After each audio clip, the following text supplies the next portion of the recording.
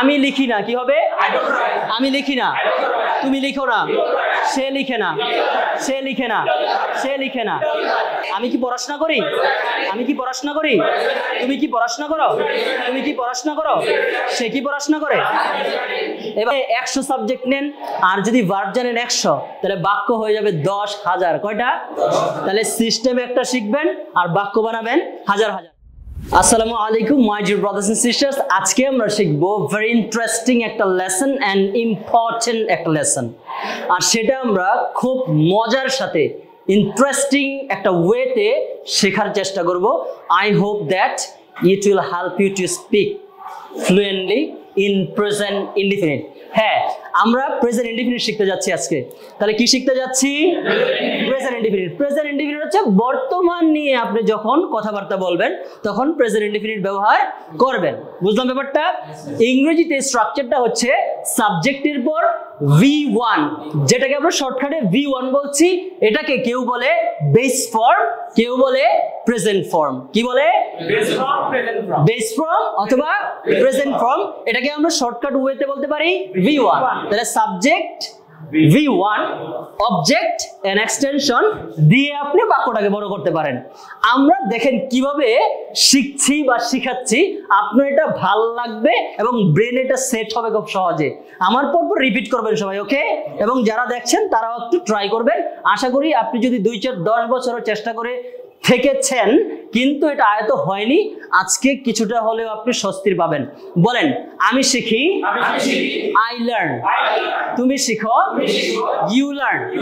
সে শিখে, he learns.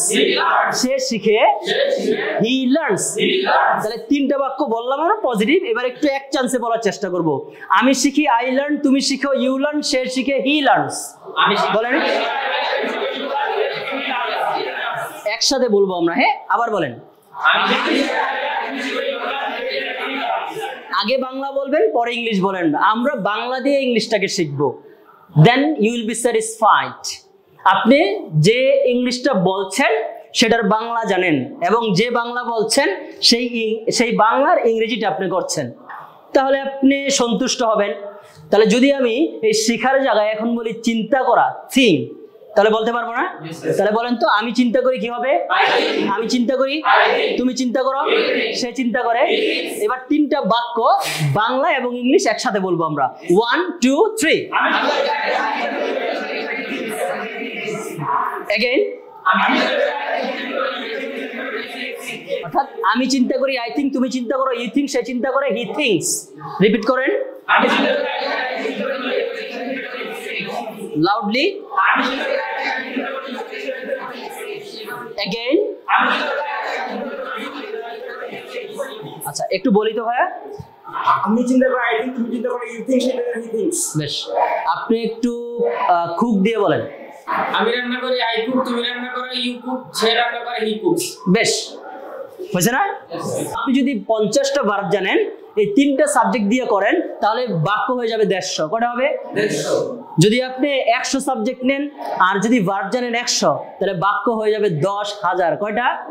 তাহলে system একটা শিখবেন আর বাক্য বানাবেন হাজার হাজার। এবারে নেগেটিভ যখন করবেন, প্রেজেন্ট ইনডিফিনিট নেগেটিভ করলে ডোন্ট আর ডাজেন্ট দিতে হয়। কি দিতে হয়? কি দিব? ডোন্ট আর। প্রেজেন্ট ইনডিফিনিটে অক্সি হিসেবে কি আনবো? ডজন্ট। অর্থাৎ প্রেজেন্ট ইনডিফিনিটে অক্সি কিন্তু নাই, এখানে আমরা ডু আনবো আর ডাজ আনবো। এই ডু আর ডাজের সাথে নট যোগ করে ডোন্ট এবং ডাজেন্ট বানাবো। প্রেজেন্ট ইনডিফিনিটে কোনো অক্সি নাই, তাহলে অক্সি হিসেবে কি আনবো? ডু আর ডাজ।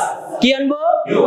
আচ্ছা, তো এখন যখন নেগেটিভ করবো তাহলে ডু হয়ে যাবে ডোন্ট, ডু হয়ে যাবে ডাজ, হয়ে যাবে ডু, হয়ে যাবে ডাজ, হয়ে যাবে ডাজেন্ট। তাহলে বলেন, আমি লিখি না কি হবে?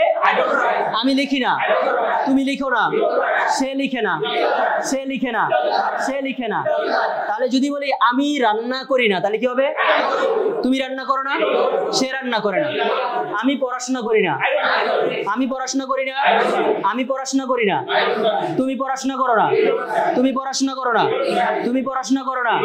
সে পড়াশোনা করে না, সে পড়াশোনা করে না, সে পড়াশোনা করে না। ক্লিয়ার? আপনি যখন বারবার বারবার একটা সেন্টেন্সকে রিপিট করছেন, আপনার সেন্টেন্সগুলো কারেক্ট হবে, ফ্লুয়েন্সি অটো বাড়বে। এই জন্য বারবার বলতে হয় একটা ব্যাপার কি, কারণ একবার দুইবার বললেই তো আমাদের আয়ত্ত হয় না।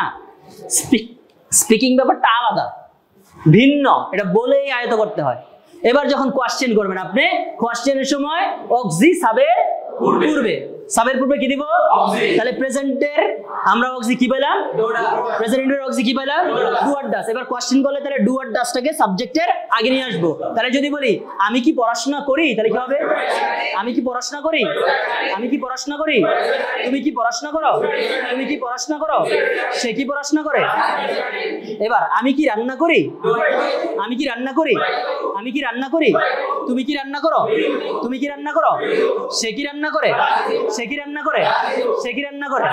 এভাবে আপনি কি করবেন? ভিন্ন ভিন্ন ভার্ব নেবেন এবং কয়েকবার বলবেন, তাহলে আপনার জড়তা দূর হবে, মুখের ফ্লুয়েন্সি বাড়বে। সো এভাবে আপনারা চর্চা করতে থাকুন। I hope that you will be able to speak in English without any tension and hesitation. So দেখা হচ্ছে পরবর্তী ভিডিওতে। সে পর্যন্ত সবাই ভালো থাকবেন। বাই বাই বলে দেন সবাই।